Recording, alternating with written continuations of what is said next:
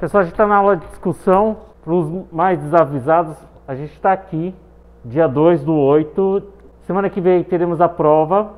Eu vou começar com a prática 4. A prática 4 já foi corrigida, que é a entropia de decomposição da água oxigenada. Esse experimento simula um calorímetro. Tá? Eu esqueci de colocar uma foto de um calorímetro, mas a estrutura básica de um calorímetro é mais ou menos parecida com essa. Você precisa de um termômetro para você observar a variação de temperatura. Você precisa de um recipiente que não troque calor com o meio, né, com a vizinhança, que a gente costuma dizer. Tá? Então tem que ser um sistema fechado em que você consiga medir a variação de temperatura. Dá para fazer com tampa, sem tampa, funciona, mas com tampa é melhor para minimizar as perdas de dissipar calor com a vizinhança. Vamos lembrar disso aqui. Primeiro vocês colocaram um copo sobre o suporte com a ajuda da argola ou de uma garra e o barbante para prender o termômetro. E o termômetro ele não pode ficar até aqui no meio ele não pode encostar no fundo, né, do copo de isopor. Vamos fazer assim por causa do vídeo. Depois vocês colocaram 50 ml de uma solução de peróxido de hidrogênio 3%, equivalente a 10 volumes, aquele de frasco azul que a gente compra na farmácia. E a gente adicionou aqui no copo, certo? Colocou aqui dentro, alguém abriu e colocou aqui dentro do copo. A temperatura a gente colocou aqui para equilibrar, deixamos um tempo para equilibrar a temperatura, e aí anotou a temperatura inicialmente a cada minuto por 4 minutos. Certo? Então foi da temperatura 1, 2, 3 e 4, né? Aqui do zero. A partir do 5º minuto, vocês adicionaram 10 ml de uma solução de nitrato de ferro 3. Toda vez que esse 3 aqui seria a valência do ferro, então a forma mais correta de desenhar o nitrato de ferro 3, nitrato tem valência 1, é esse daqui. Esse aqui é o catalisador da reação. Então ele vai acelerar a decomposição da água oxigenada para H2O e O2. E aí vocês foram ligeiros, né? A reação até que demora um pouco. Eu achava que ia ser bem imediato, mas demorou um pouquinho para começar a esquentar. E aí vocês tiveram que anotar a temperatura no 6º minuto e a cada minuto até os 20 minutos. E aí vocês construíram uma tabela, né, de 0, 1, 2, 3, 4, 5, 6, 7, 8, 9, 10, 11, 12, até o minuto 20. E aqui a temperatura, aqui é o tempo, e aqui a temperatura em graus Celsius, né? Em que vocês pegaram, foram marcando com o termômetro. E inicialmente estava um pouco horizontal, depois começou a subir.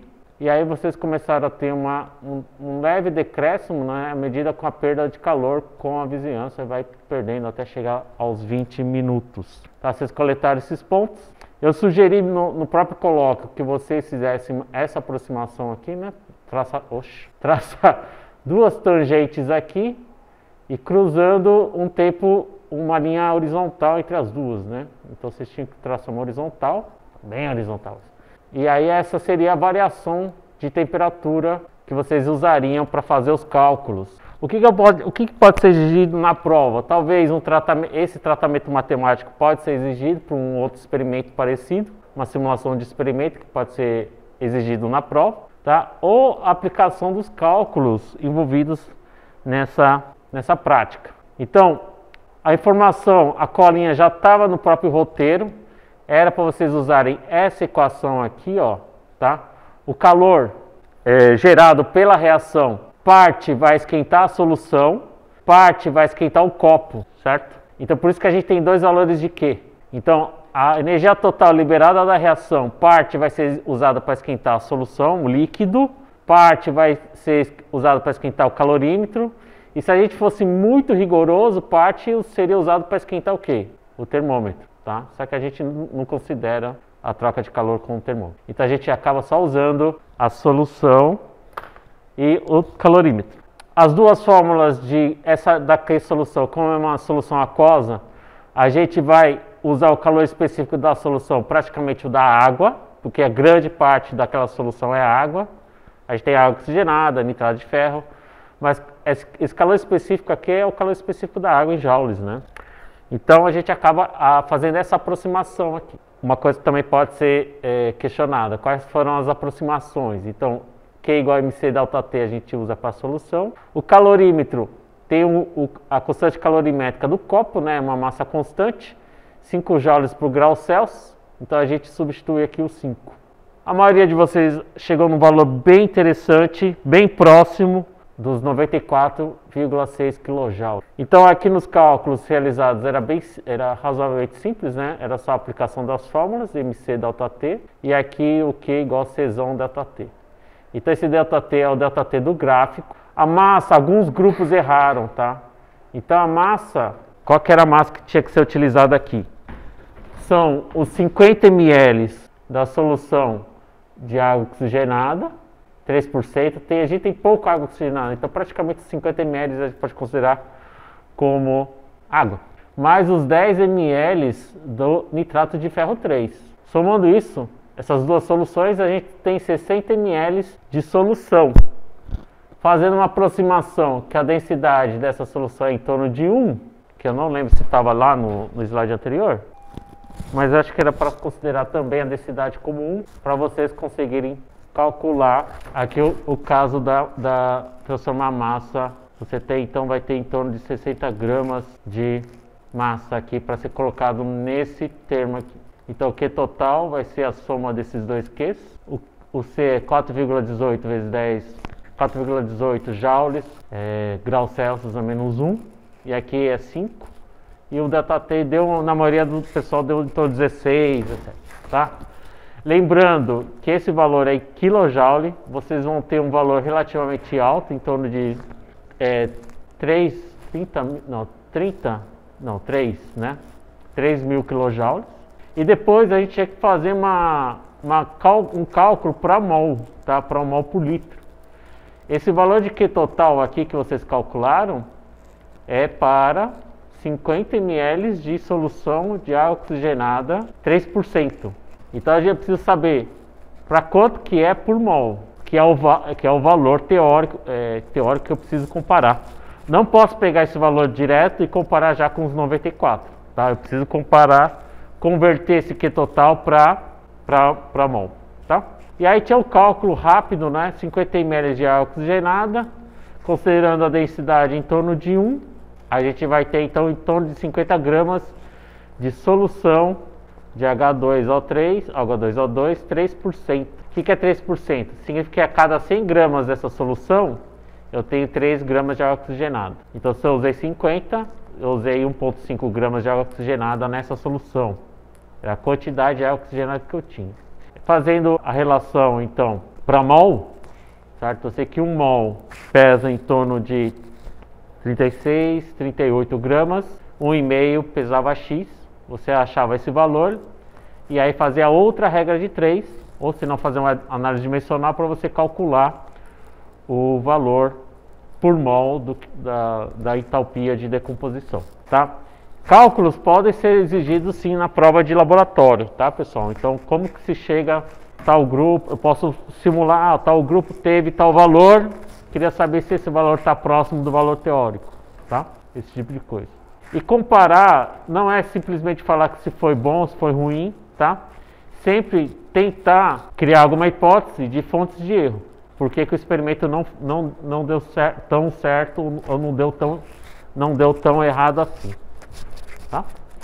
Então a gente tem um sistema rudimentar, né, de calorímetro não ideal, tá? Posso até dizer que é um pouquinho rudimentar, mas funciona. A gente não calibrou o termômetro. Qual outras fontes de erro? Solução de água oxigenada. Eu não sei se estava o que a gente costuma dizer padronizada, né? Esses 3%, a gente não sabe se pode ser 3,5%, 2,5%. Eu não sei o quanto exato está esses 3%. Que a gente compra, a gente não tem certeza. Se está muito antigo, por exemplo, aqueles frascos azuis, né, de água oxigenada, se você deixar muito tempo em casa, uma hora vai virar só água. Porque essa reação acontece lentamente. E tem um prazo de validade da água oxigenada que você precisa descartar depois de um certo tempo. Não que ele estraga, mas ele decompõe e você vai ter só água lá dentro. Dúvidas nesse experimento? Esse experimento é relativamente simples, mas ele é bem didático, tá? O gráfico fica muito bonitinho, acho que todo mundo conseguiu aquele S, né?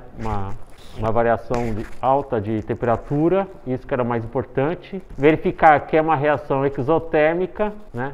O tipo de reação que a gente lidou é uma reação de decomposição, então tem vários conceitos vindos antes da P1 aqui, né? Principalmente o tipo de reação que a gente lidou, uma reação de decomposição, uma reação exotérmica, e a gente usou o calorímetro para descobrir o valor de ΔH.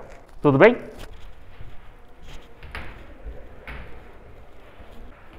Pessoal, vocês lembram da discussão que eu fiz no colóquio, que esse experimento, o que estava sendo solicitado no roteiro não fazia muito sentido? Por conta da forma que a gente mediu as velocidades dessas reações, tá? A equação química aqui está resumida, envolve tiosulfato, S2O3, isso aqui chama tiosulfato, ácido na forma de ácido clorídrico, tá? Então a gente usou HCl aquoso para fazer essa reação. Há uma precipitação de enxofre, formação de gás que a gente nem vê muito, que é CO2 e água, tá? Essa é a equação resumida. Se a gente fazer um exercício de balanceamento redox, está balanceado já, né? Então a gente tem aqui o enxofre indo para enxofre zero, aqui o enxofre, ó a questão de prova aqui que eu estou criando, né? Quem é oxidado, quem é reduzido. Aqui a gente tem uma reação em que o próprio enxofre ele é tanto oxidado como reduzido, tá? Então a gente tem menos 6, a gente tem aqui enxofre no estado mais 2, indo para 0, sofreu redução, indo para 4, sofrendo oxidação. Então o enxofre, ele sofre tanto, que a gente chama de auto-redox, né? Sofre tanto a reação de redução e também de oxidação. O par redox é o próprio elemento, é o mesmo elemento. Vocês tinham lá no laboratório vários tubos, vocês tinham lá uma estante de tubos, e aí tinha uma tira preta para você, como referência, para vocês verem se a reação estava indo ou não. Então vocês tinham um tubo, vocês tinham a solução, né, que era uma mistura de água e a solução de tiosulfato, que era para fazer em soluções diferentes. Vocês jogavam o ácido clorídrico lá dentro, e vocês usavam uma fita preta com uma linha branca para vocês conseguirem ver o ponto em que a reação acabava, tá? Uma questão muito importante que pode ser cobrada é por que a gente não consegue estabelecer a lei de velocidade para essa reação aqui. Porque a gente não conseguiria determinar X e K dessa lei de velocidade. Existe a ordem em relação ao ácido, né? Só que a quantidade de ácido foi igual para todos, então a gente acaba desconsiderando esse termo aqui. Teoricamente, pessoal, essa equação de lei de velocidade, que a gente escreve do tipo V igual a K, concentração de reagente elevado a X, concentração de reagente elevado a Y, a princípio isso aqui só mede velocidades iniciais. Então, dependendo da concentração dos reagentes e da ordem de reação e da constante de velocidade, você vai ter um valor de V. Esse V é sempre uma velocidade inicial e nunca uma velocidade média. Então esse é o grande, vamos dizer assim, o limitador desse experimento. Apesar desse experimento funcionar bem, a gente não consegue determinar através da forma que a gente fez esse experimento o valor de K, o valor de X e assim por diante. Tá? A gente fez um exercício em aula onde a gente viu como que eles determinam esses valores de K e X. Sempre determinando velocidades iniciais. A gente não determinou velocidades iniciais, a gente determinou uma velocidade média da formação de enxofre. E aí, o que vocês fizeram? Mediram o tempo de reação, tinham que fazer alguns cálculos de concentração de cada tubo. Então vamos lá. A concentração inicial de tiosulfato era em torno de 0,2. Então creio, se vocês fizeram tudo certinho, tá? Aqui é 0,2, aqui dá quanto, pessoal? 16, 12, 0,8, 0,4. Então quem acertou isso daqui já pode ganhar uns pontinhos. LN aqui, isso aqui acabou não sendo, acabei pedindo, né, só para vocês terem uma noção, e 1 sobre concentração.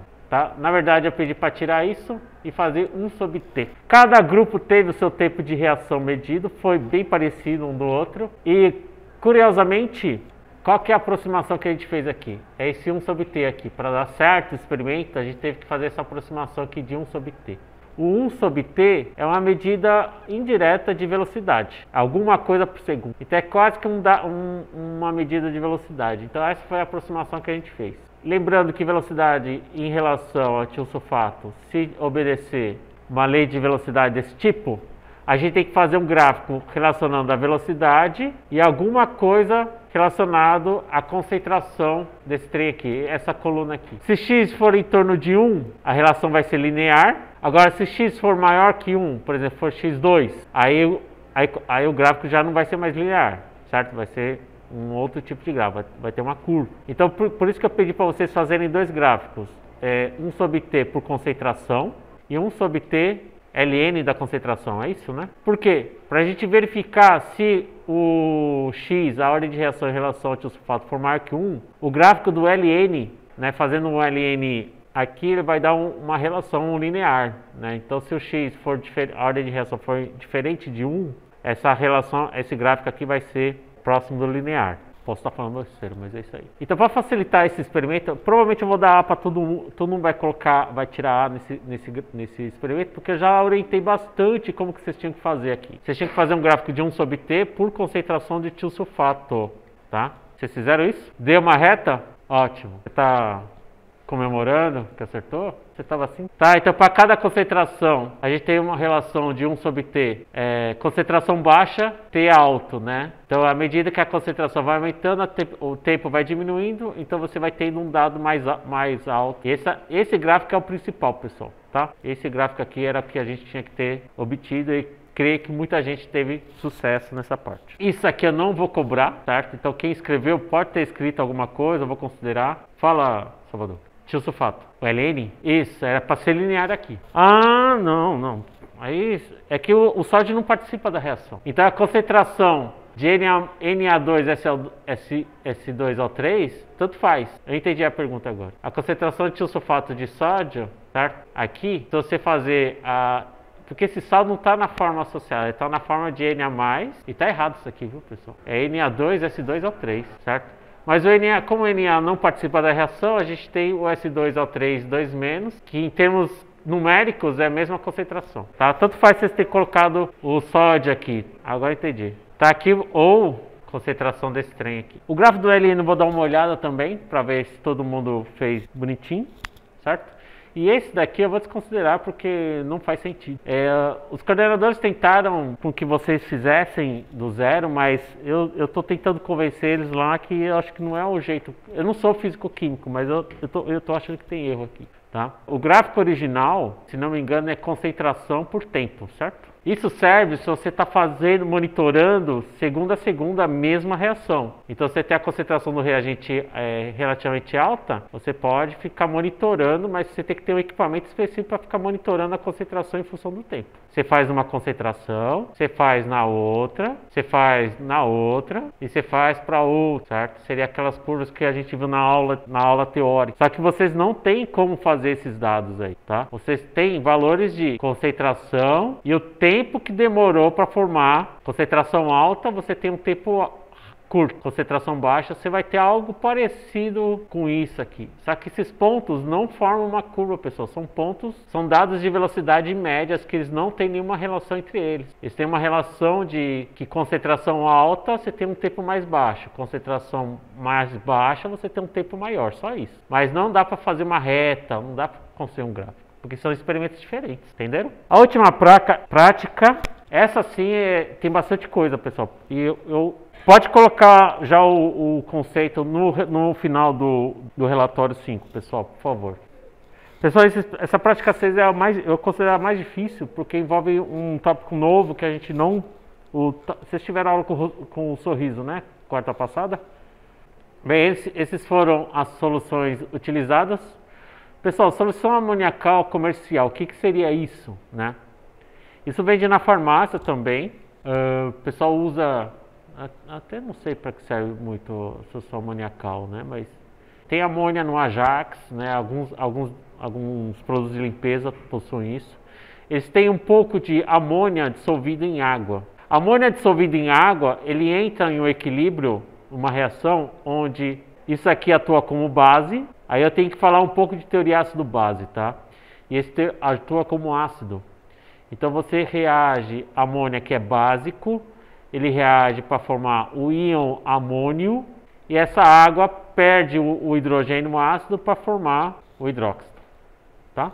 Essa é a solução amoniacal. A gente tem cloreto de amônio, NH4Cl. Em água, ele é muito solúvel, praticamente tudo vira NH4+, Cl- em água. Tá? Então é uma solução de NH4+, Cl-. Solução alcoólica de fenolftaleína, azul de bromotimol, bicarbonato de sódio, né? Você tem lá em solução. Era sólido, né? Então a gente não vai fazer. Deixa eu apagar aqui para não.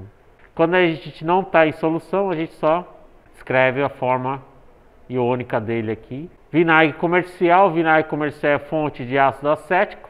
Eu só preciso decorar as fórmulas. Nesse momento não, tá? Ácido acético é o ácido de 2 carbonos. Ele está parte, não estou conseguindo desenhar na horizontal, na forma associada e parte na forma dissociada, tá? Aqui é a seta de equilíbrio, aquela seta de equilíbrio que a gente viu em aula. E hidróxido de sódio, que é uma fonte de OH-. Utilizamos Erlenmeyers, Beckers, tubos de ensaio, bastão de vidro, proveito que está satos, algumas espátulas, bico de Bunsen não usamos, a gente usou um banho-maria. Isso aqui era para ter feito, creio que vocês fizeram uma pesquisa após o experimento, para tentar entender um pouco melhor o papel do indicador. A estrutura fenolftaleína que todos colocaram, creio que foi essa daqui, tá? Foi a forma mais neutra, né, próximo do neutro, onde a gente tem aqui os 3 aromáticos e aqui uma forma que a gente costuma chamar de lactona, tá? Quando ele está em meio ácido, esse oxigênio aqui, ele acaba atuando como base, e ele acaba sendo protonado e é uma reação em cadeia, onde ocorre a abertura desse anelzinho aqui, ó. E aí você forma uma carga positiva aqui, uma espécie diferente do que era antes, e essa espécie tem uma coloração laranja. Só que isso só aparece em soluções muito ácidas, tá? Então é um caso muito específico. Na maior parte, entre 0 e 8, pH 0 e 8, né? Entre o meio ácido e até o próximo do neutro, ele é incolor, certo? Na maior parte do tempo. E quando você joga a fenolftaleína em meio básico, entre 8 e 10, o que acontece? Ocorre uma reação de desprotonação. A fenolftaleína possui eu falei no colóquio, né?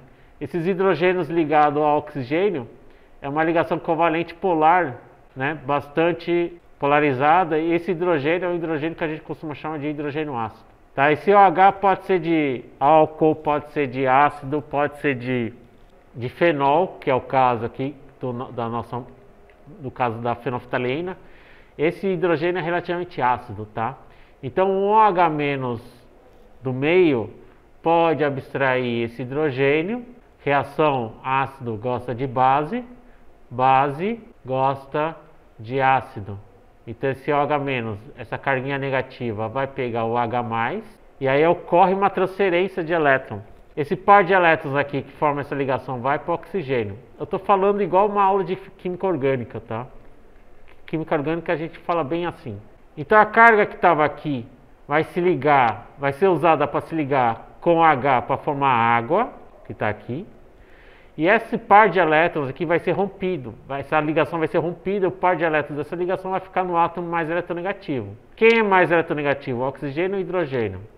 O oxigênio. Então isso aqui é uma típica reação ácido-base de arrênios, tá? Base de arrênios, ácido de arrênios, um H+. E essa espécie aqui, ó, esse O- que eu desenhei aqui, ó, tá aqui nessa estrutura que eu roubei do Wikipedia. E essa espécie, quando ele forma esse O-, ou aqui, ele ocorre um rearranjo, vamos dizer assim. É um processo que a gente chama de ressonância na química orgânica. E essa ressonância acaba abrindo também esse anelzinho e acaba mudando a estrutura, consequentemente acaba mudando a coloração também da estrutura. Então, as duas cores principais da fenolftaleína é neutra, porque a gente trabalha muito entre 0 e 14, né? 0 e 10, tá? E o rosa. Então entre 8 e 10 é rosa, ou seja, em meio básico ele fica rosa, e meio ácido ou até em torno de 7 fica incolor. Então, na verdade, quando vocês fazem titulação com fenolftaleína, que é o exemplo clássico de titulação, a viragem, ou seja, ele está incolor, você está jogando base, neutralizei o ácido. Na verdade, a viragem para o rosa ocorre em torno de 8, né? Então, um pouquinho depois, mas essa viragem é tão abrupta que já a gente considera como na faixa do neutro, né? No neutro para o básico já fica rosa.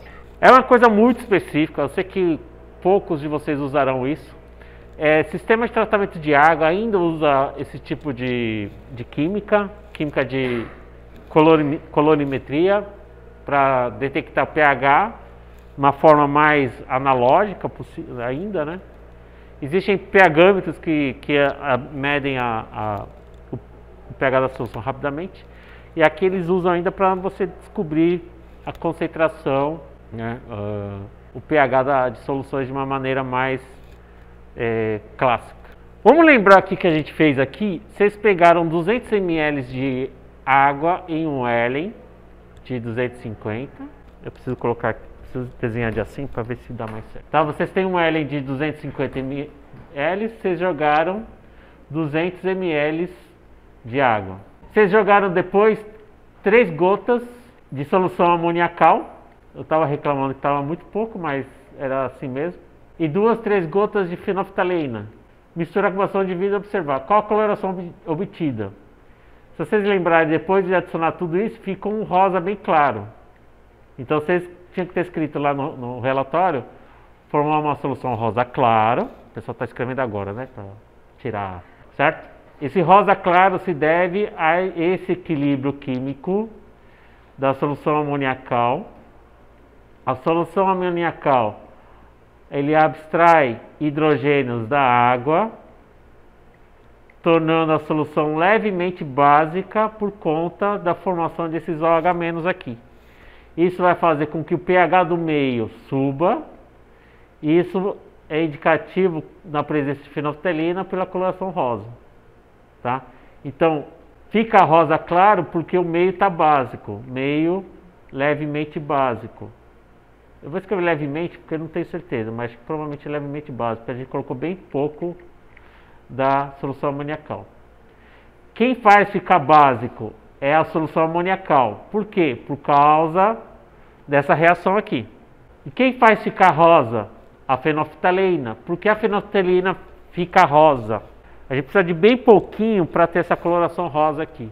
Ela ficaria numa solução rosa típica, esse rosa bem mais intenso. Tá? Esse rosa é por causa da concentração de indicador também, tá? Quando o indicador está diluído, o rosa vai ficar mais diluído. Quando a concentração do indicador está alta, o rosa vai ficar mais intenso. Então está rosa por conta do indicador, mas não na solução amoniacal.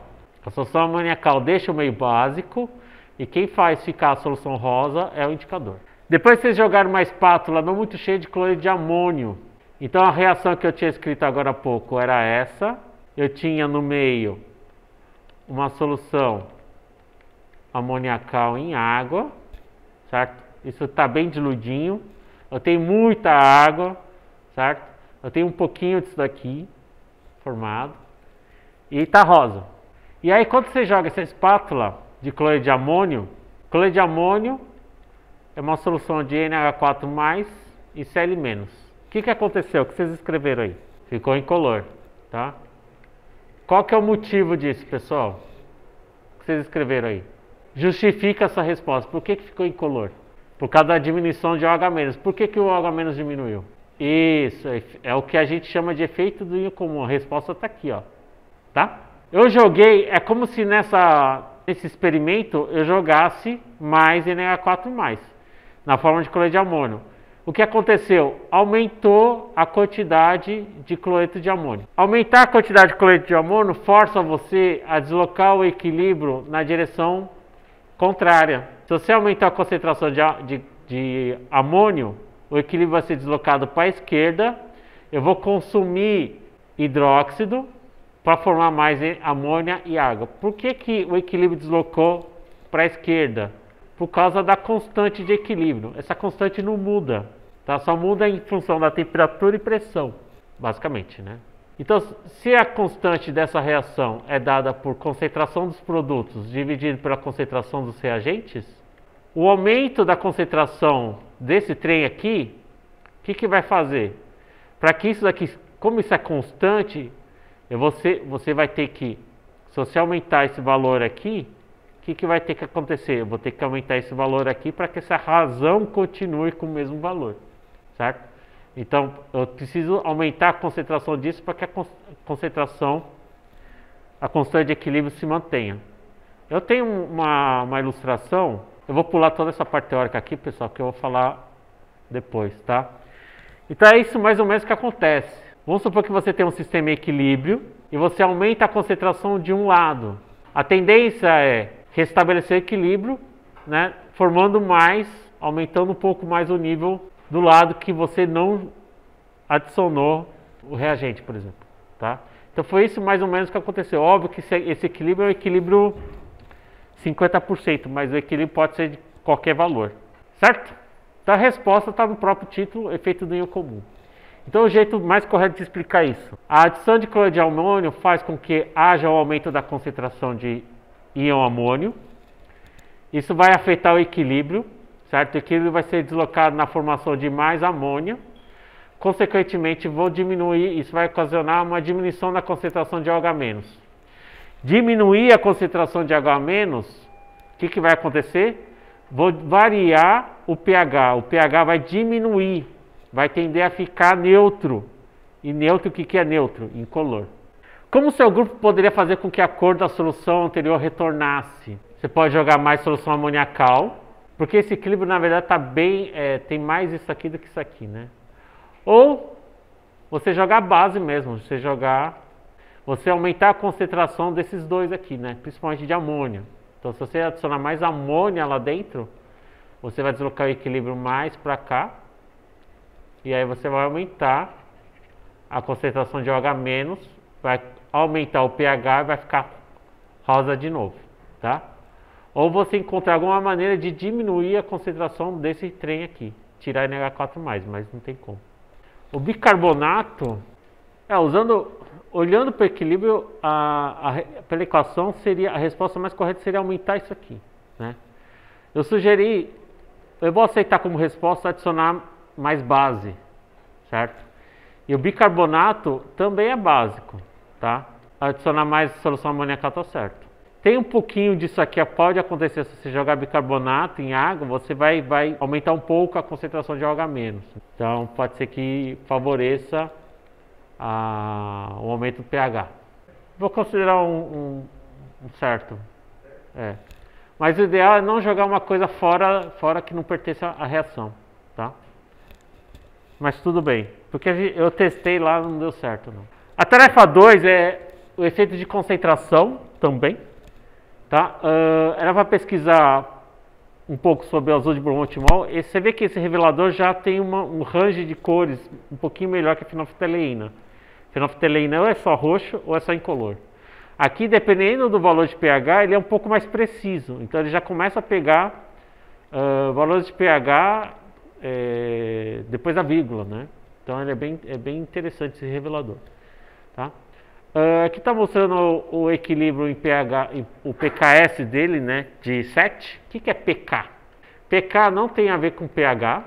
Tá? pK mais ou menos seria o grau de acidez. Professor, pH não é acidez? Então, pH é a força do ácido e pH é a força de uma solução. É a quantidade de H+ em uma solução. Então, independente de se isso aqui está diluído ou concentrado, ele sempre vai ter uma força de acidez, tá? Da mesma maneira que a gente compara HCl, que é forte, que vai ser sempre um ácido forte, o ácido acético, ele vai ser sempre considerado um ácido fraco, tá? Então esse lance de ser forte e ser fraco está intimamente relacionado a um parâmetro que a gente usa como chamado pKa, tá? Agora pH é quando a gente prepara a solução. É acidez de soluções. Agora, esse dado aqui eu acho muito mais importante, e é o que a gente vai ver amanhã. Esse parâmetro é muito mais importante que pH, pessoal, tá? Porque isso daqui é intrínseco, é uma característica do composto. Independente se ele está concentrado, está diluído, ele consegue comparar sem saber, sem diluir ele, quem é forte e quem é fraco, tá? Vou falar com mais detalhes amanhã. Bem, aqui vocês conectaram a mangueira de borracha na saída lateral do Kitasato. Já estou até esquecendo aqui esse experimento. E aqui vocês colocaram dentro de um becker contendo, aqui vai ter 100 ml de vinagre. Então aqui o meio está fortemente ácido. Fortemente não, mas está ácido. Tem H+. A ponta da mangueira de um becker contém 100 ml de água e um pouquinho de bicarbonato. Então eu vou ter lá no meio um pouco disso aqui, ó. Ânions bicarbonato nessa solução. Aqui também vou ter o indicador azul de bromotimol. Ficou um azulzinho bem clarinho, né? Por que ficou um azulzinho clarinho? O azulzinho clarinho é por causa do pH levemente básico, ó. A solução está azul, então está mais ou menos na região entre 8 e 12. É onde ele fica azul. E por que ele está 8? Porque isso aqui torna o meio básico, tá? Bicarbonato, ele é básico. Por que o bicarbonato é básico? Porque da mesma maneira que a amônia, ele abstrai o hidrogênio da água. Não muito forte isso daqui, mas pode acontecer ele desprotonar um pouquinho, tá? Oi, daqui, essa reação aqui, tem a ver com o que vai acontecer aqui no meio, tá? Eu tô até esquecendo aqui, a coloração da solução antes e depois do experimento, né? Então ele ficou um pouquinho azul, certo? Por conta desse meio levemente básico aqui, do bicarbonato. Bicarbonato em água forma um pouco de OH-, pessoal, esse que é o lance, certo? Tá no meio um pouquinho básico. Esse meio básico faz com que ele fique um pouco azul, tá? E aí, o que ele está sugerindo aqui? Você jogar bicarbonato aqui também. E aí o que acontece? Bicarbonato mais vinagre, reação clássica, né? Se vocês fizerem isso no experimento do comprimido, ácido-base, tá? Essa reação super clássica que vocês criam, isso aqui provavelmente vai ser cobrado, tá? Esse H2CO3 se decompõe para gerar CO2 e água, e esse gás CO2 aqui vai borbulhar aqui dentro, formou umas bolhas aqui dentro, tá? E essa bolha é a bolha de CO2. Então eu vou reescrever isso daqui porque está bem bagunçado. Não entendi. As três reações? Tá. Você tem o bicarbonato em água, no becker, vai formar ácido carbônico um pouquinho, certo? Temos um outro equilíbrio, que é esse do H2CO3, que pode se decompor um pouco para H2O e CO2, né?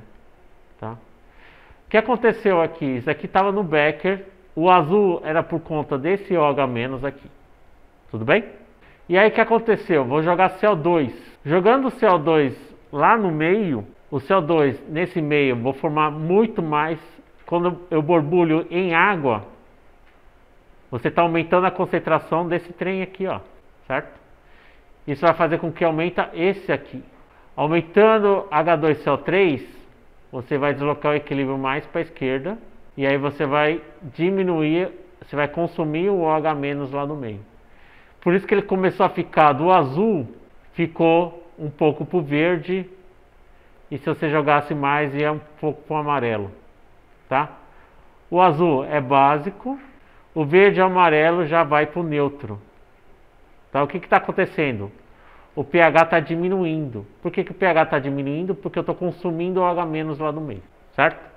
Então, desses equilíbrios aqui, o borbulhamento de CO2 vai fazer com que haja um aumento da concentração de H2CO3. Esse aumento de H2CO3 vai deslocar o equilíbrio para a esquerda, consumindo mais OH- para formar mais HCO3 e água. Tudo bem? Foi isso mais ou menos que vocês colocaram? Eu sei que a aula está monótona, mas é a última aula nossa aqui juntos. de laboratório. Né? Isso tem um pouco a ver com o que acontece, isso tem um pouco a ver com o que acontece com sangue, tá? Principalmente na respiração. Olha o equilíbrio aqui, ó. CO2, água, H2CO3. Eu vou apagar e reescrever porque minha letra está bem ruim. Então a gente tem lá CO2 e água em equilíbrio com ácido carbônico, em equilíbrio com aqui H+, e bicarbonato. Isso a gente vai ver de novo quem for fazer bioquímica, na próxima disciplina de química, que é a bioquímica, a gente vai lidar com isso. Por isso que um dos primeiros tópicos de bioquímica é justamente pH, pK de novo, e soluções tampão. Ok? O que acontece? Quando você tem um aumento da frequência respiratória, que é um típico caso de hiperventilação, você começa a respirar, você está muito ansioso, certo? Você está ansioso com a prova, com alguma coisa. Você começa a ficar mais ofegante, você começa a respirar mais. Respira, tá? Vai acabar liberando menos CO2, tá? Então essa diminuição do CO2 num ambiente hiperventilado vai fazer com que diminua a quantidade de CO2. Isso vai acontecer com o equilíbrio vai para cá. E esse equilíbrio para a esquerda você precisa consumir então H+ do sangue. Você vai aumentar o pH do sangue num ambiente muito ventilado, tá? Isso vai causar um quadro que a gente chama de alcalose, tá? Alca é de alcalose, alcalino, isso, obrigado, tá? Que é um aumento do pH. Agora, no ambiente de hipoventilação, né? Ou seja, em que você não tem tanto oxigênio, você começa a aumentar a quantidade de CO2. Isso vai fazer com que o equilíbrio desloca para cá. Vou até mudar de cor aqui, tá? Quando você aumenta um ambiente em que você tem muito CO2, certo? Você vai deslocar o equilíbrio para cá e aí você vai favorecer a formação, o aumento do pH vai aumentar, a diminuição do pH, aumento da concentração de H+ vai aumentar. E você vai ter um quadro que a gente chama de acidose ou acidulose, mas acho que é acidose mesmo, tá? Que é o contrário da alcalose. A gente vai ver com mais detalhes, isso aí acho que nem vai virar questão de prova de laboratório, mas é só para você estabelecer uma relação do CO2, o quanto que o CO2 afeta o pH do meio, principalmente do sangue. A gente viu o CO2 afetando o pH aqui, do experimento do azul do bromotimol. O azul ficou um pouco mais para o amarelo, só por causa do CO2. Então, se você tem uma quantidade alta de CO2, você vai consumindo o OH do meio, tá? Ou aumentando o H+ do meio, né? A gente pode considerar como H+. Então, é uma relação, um paralelo que a gente faz aqui quando a gente trabalha. Aumenta a concentração de CO2 ou diminui a concentração de CO2 no meio. O último experimento é o efeito da temperatura. Aqui foi bem simples, né? Vocês pegaram 2 tubos, adicionam uma gota de solução amoniacal. De novo, a gente vai colocar aquele equilíbrio da amônia em água, formando íon amônio e OH-. A fenolftaleína vai ficar rosa, certo? Então a gente tem meio básico. E quando a gente tem um meio básico, fica rosa na fenolftaleína. E aí a gente esquentou. No aquecimento, no banho-maria, a coloração diminuiu. O que significa que descoloriu, pessoal? Significa que eu diminuí a concentração de OH-. Ou esse equilíbrio aqui acabou se deslocando um pouco mais para a esquerda. Porque eu diminuí a quantidade de OH-, porque descoloriu. Descolorir significa diminuir o pH, ou aumentar a concentração de H+, ou diminuir a concentração de OH-. Isso vai fazer com que o equilíbrio desloque para a esquerda, tá? E aí já estou emendando aqui com a próxima questão. A reação é exo ou endo? Então ele está perguntando se esse equilíbrio, do jeito que está escrito aqui, da esquerda para a direita, é exo ou endo? Para responder isso, a gente precisa entrar no conceito de de equilíbrio, tá? Quando você aumenta a temperatura, o equilíbrio sempre vai deslocar no sentido da direção endo. Precisa decorar isso, professor? Não necessariamente, tá? Existe uma relação onde uma relação entre ΔG e temperatura e a constante de equilíbrio. Isso. Então, se você causa um aumento da temperatura, o equilíbrio vai ser deslocado no lado que tiver no sentido da reação endo. Por exemplo, se a reação ABCD for uma reação exo, a reação contrária vai ser endo. Então, no sentido da esquerda para a direita vai ser exo, ou da direita para a esquerda vai ser endo. Isso varia de reação para reação, tá? Então, voltando aqui, se a reação foi para cá, significa que é endo nessa direção. Só que a reação, qual que é a reação correta que a gente tem que analisar? É NH3, água, dando NH4+, OH-. É exo. Então, da esquerda para a direita é exo, e da direita para a esquerda é endo. Por que eu sei que isso aconteceu? Porque diminuiu a coloração rosa por conta da diminuição de OH- no meio. O que é diminuir OH- no meio? Eu estou deslocando o equilíbrio mais para cá. E essa direção é a direção no sentido endo, tá? Professor, eu poderia ter escrito essa equação do contrário, não poderia? Eu poderia ter escrito assim, tá? Não existe o lado certo, né, de uma equação, desculpa. Pode ser. Vocês confundiram aqui? Tá, pode ser. A coloração rosa diminuiu, não sei se vocês observaram isso. Em banho-maria. Ele ficou quase transparente, tá? Não significa que decompôs, significa que o equilíbrio mudou, tá? Você mudou a constante de equilíbrio, porque a constante de equilíbrio depende da temperatura, por conta disso aqui. Ela ficava mais intenso no gelo. Não, ao contrário. Então, qual observação? Vocês erraram na observação. Tá, pode ser. Mas acho que não vai comprometer o A, né? O A até 8,5. Se só foi isso que vocês erraram, eu posso considerar A ainda, tá? Certo, pessoal? Então, isso aqui eu vou falar com mais calma amanhã. Precisa decorar que aumenta a temperatura vai pro endo? Não, imagina uma reação que dá um produto C, mas que libera energia, tá? Existe uma notação de escrever equações colocando energia como um produto a mais na equação. Então, essa reação do jeito que eu estou escrevendo é uma reação exo, certo? A mais B dando C mais energia, tá? Uma reação exotérmica, que está formando energia, está liberando energia. Se eu aumento a temperatura, pessoal, é como se eu estivesse dando mais energia para a reação. Então, se eu estou dando mais energia para a reação, olha a Le Chatelier acontecendo de novo aqui, ó. É quase que não vou falar de concentração de energia, mas estou aumentando, estou dando calor na reação. Então, é como se eu aumentasse esse componente indo para lá. E qual o sentido que eu pus aqui para a esquerda? É o sentido endo. E quando eu ponho no gelo, quando você diminui a temperatura, é colocar no gelo. Diminuir a temperatura, vai na direção exo, vai na direção contrária. Pensa no gelo. Essa energia não vai querer absorver, o gelo não vai querer absorver essa energia aqui. Então você está puxando, está deslocando o equilíbrio para cá. Está indo na direção exo, certo?